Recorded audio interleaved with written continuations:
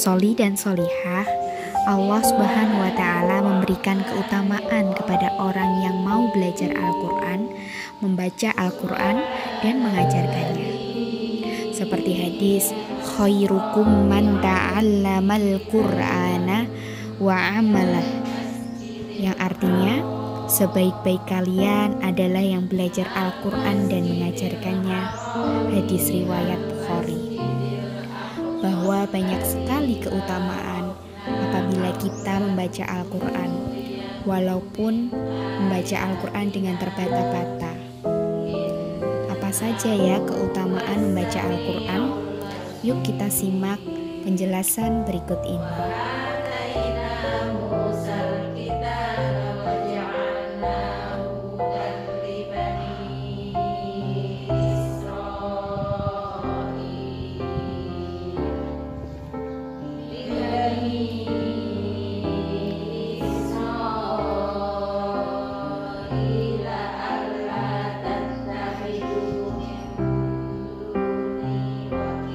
Assalamualaikum warahmatullahi wabarakatuh.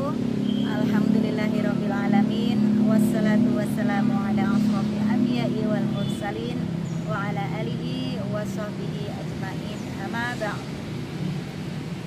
Al-Quran adalah mukjizat terbesar sepanjang sejarah yang diturunkan oleh Allah Subhanahu wa Ta'ala kepada Nabi besar Muhammad Sallallahu Alaihi Wasallam untuk seluruh umat manusia yang ada di dunia. Dalam Al-Quran, Allah berfirman menceritakan kisah-kisah kenabian terdahulu dan betapa besar kekuasaan Allah. Anak-anak, Al-Quran merupakan sumber kemuliaan. Allah berfirman di dalam surat Al-Baqarah ayat 2, A'udzu billahi minasyaitonir rajim. Bismillahirrahmanirrahim. Walikal kitabul la raiba fihi hudal lil muttaqin. Shadaqallahul azim. Yang artinya, inilah kitab yang tidak ada sedikit pun keraguan padanya, petunjuk bagi orang-orang yang bertakwa. Anak-anak, barang siapa yang membaca Al-Quran, menghafalkannya, ataupun menjadikan Al-Quran sebagai tuntunan dalam hidupnya, maka insya Allah kebahagiaan yang akan dia dapatkan di dunia dan kemuliaan yang akan dia dapatkan di akhirat kelak. Namun barang siapa yang berpaling dari Al-Quran, maka Allah akan memberikan kesempitan dalam hidupnya. Anak-anak, Nabi Muhammad Sallallahu Alaihi Wasallam bersabda, perumpamaan orang mukmin yang membaca Al-Quran bagaikan buah limau, baunya harum dan rasanya manis. Sedangkan perumpamaan orang mukmin yang tidak membaca Al-Quran bagaikan buah kurma, tidak berbau tetapi manis rasanya.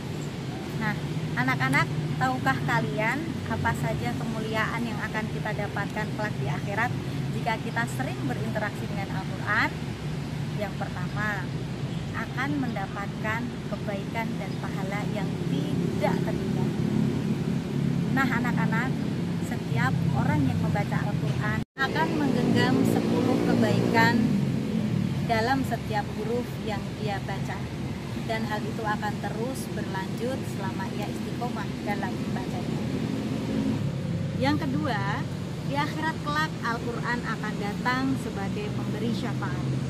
Nabi Muhammad Sallallahu Alaihi Wasallam bersabda, yang artinya, bacalah Al-Quran, maka ia akan datang sebagai pemberi syafaat. Ya. Yang ketiga, menjadi keluarga Allah. Anak-anak, tahukah kalian siapakah itu keluarga Allah? Ya, Allah ternyata mempunyai keluarga dari golongan manusia. Informasi ini disampaikan oleh Nabi besar Muhammad Sallallahu Alaihi Wasallam. Beliau bersabda, yang artinya, Allah mempunyai kerabat dari golongan manusia. Kemudian para sahabat pun bertanya, siapakah mereka wahai Rasulullah? Rasulullah menjawab, mereka adalah para ahli Quran. Mereka menjadi kerabat Allah dan hamba pilihan.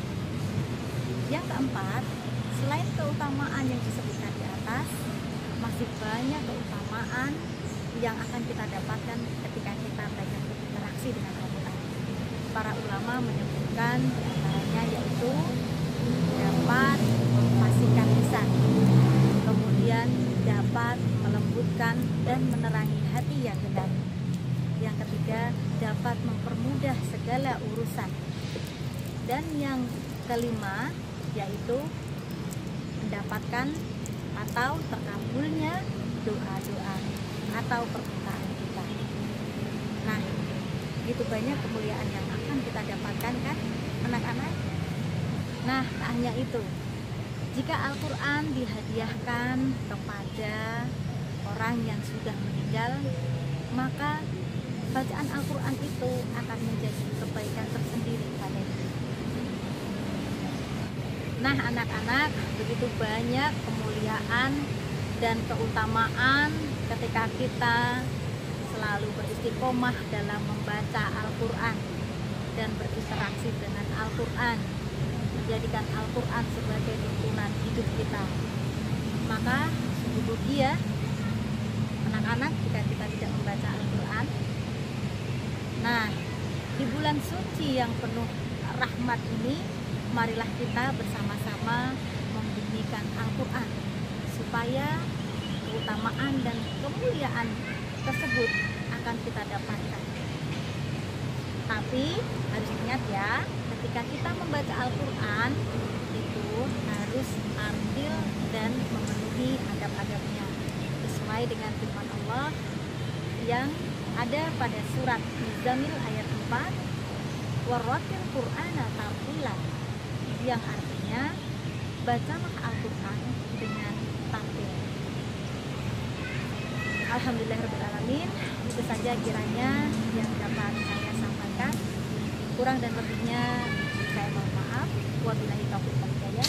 Wassalamualaikum warahmatullahi wabarakatuh.